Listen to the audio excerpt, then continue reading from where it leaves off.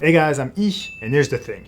I get a lot of questions about how to break into the sport videography business. So if you're a sport videography enthusiast yourself and would love to make some money from it, well, you're in luck, because in this video I'm going to give you 5 tips that will help you turn your hobby into a career.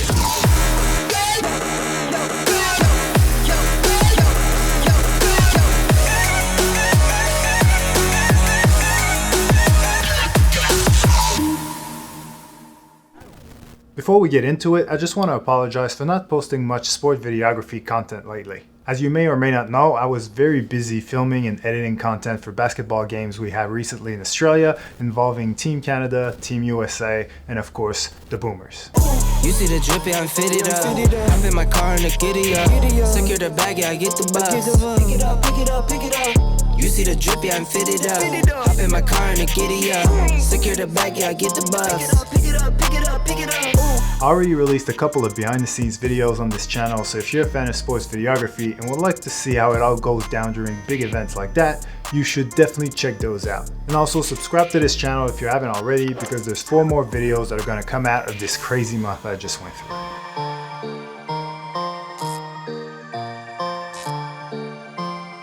Alright, so let's give away some tips. Tip number 1 to help you turn your hobby into a career: get involved. Yes, get involved means getting involved by any means necessary, aka work for free if you have to. When you don't have a piece of paper, right?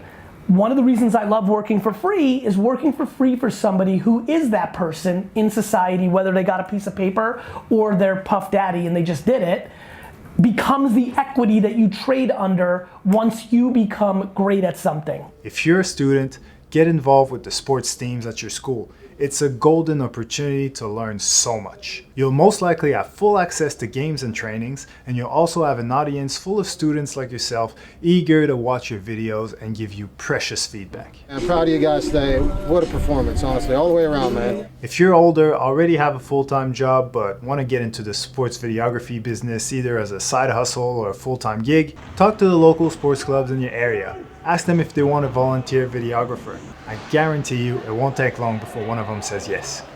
Get some reps, film games on the weekends, edit on your own time, and get better at it every day.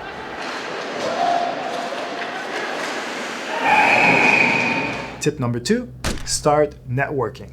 Get in touch with fellow sport videographers. Ask questions. Ask if you can tag along to their shoots as an assistant.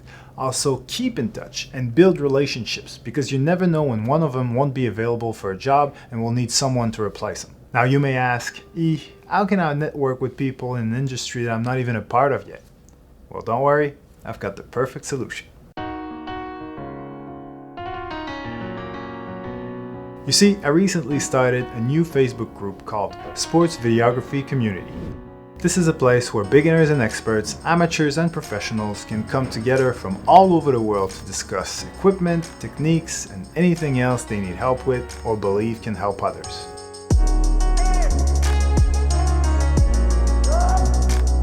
Members can also share content they created and ask for feedback. We even had a couple of job postings already. So if you're looking for a place to start networking with other sport videographers, I strongly suggest you join my new Facebook group and engage with other members as much as you can. I'll put the link in the description below.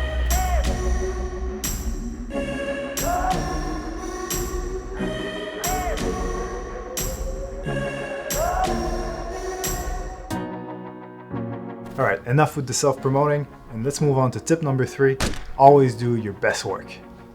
Yes, always do your best work, even if you're not paid much or even not at all. Most sports clubs will hire you either as a freelance videographer or a full-time employee based on 2 things: your experience and your portfolio. So these are the 2 things that you need to work on from the get-go. That means that when you're working on a job, you shouldn't focus only on the expectations of your client or your boss, but also on the expectations of anyone who might see this video and then decide if you're good enough to work for them. You see, when you show your work to potential clients or employers, the last thing you want to do is have to justify your average-looking video by coming up with excuses like lack of money or crazy deadlines. People don't care for your excuses. If anything, they want to hire a videographer who works magic with no money or no time. So you should export every video you produce, no matter the budget, knowing that you would be proud to show it off to any potential client in the future. Which leads me to tip number 4, build an online portfolio. Your portfolio must be constantly updated and easy to find, so I would suggest you use a platform like YouTube or Instagram. Little advice if you're going to use Instagram, make sure you create a professional account dedicated to your videos and not just use your personal one, because you don't want potential clients going through pics of your latest big night out with your friends. Having an Instagram or YouTube account dedicated to your videos will make it easy for you to send links to people who want to see more of your work, and it would also make it easier for you to get discovered.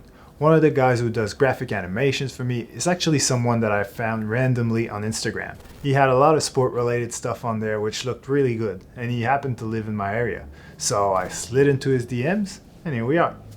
So finally, tip number 5 to help you turn your hobby into a career: keep learning. As you start getting a few jobs and a few ongoing clients, it's easy to get comfortable with a formula, especially if the videos you produce are all the same type. Whether it's highlight reels or interview packages, after doing many of them in a row, people tend to get complacent. But please don't. Try to find new ways of doing the same thing. Go on YouTube and look at what everybody else is doing. Also, watch tutorials to learn new skills and new techniques. In this industry, things evolve and change extremely fast. Clients might come back to you regularly, but they'll always want and expect something bigger and better than the last time.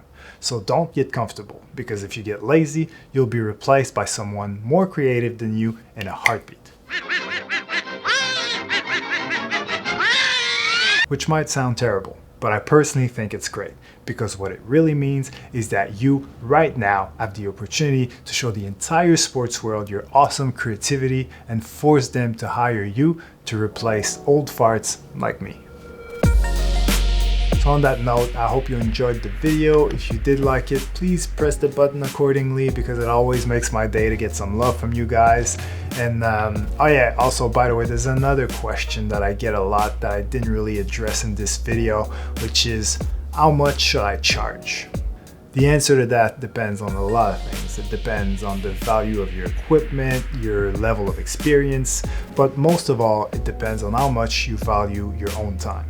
You see, if you don't think it's worth it for you to get out of bed for less than $1,000, then just do that. But if you're still trying to get better and you're happy to work as much as possible to get the practice you need and make a bit of money in the process, then there's nothing wrong with charging less now, basically whatever your clients can afford, and then eventually, once you've reached a certain level of experience, raise your rates and politely explain to your existing clients that it's just a normal part of growing a business. And trust me, if they appreciate your work, they'll just be thankful they got away with paying a cheaper rate for so long, and will be more than happy to pay a little bit more from now on. Before I leave, make sure you don't forget to join our new Facebook group, because I get the feeling that this is the beginning of something big. But in the meantime, peace, and I'll catch you next time.